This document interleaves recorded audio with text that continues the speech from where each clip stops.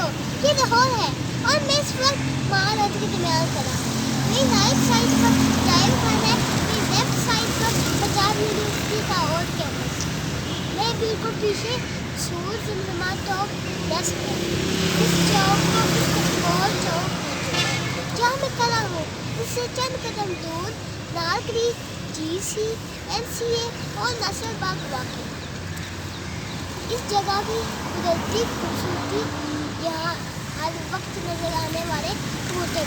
तो आइए कबूतरों को देखते हैं।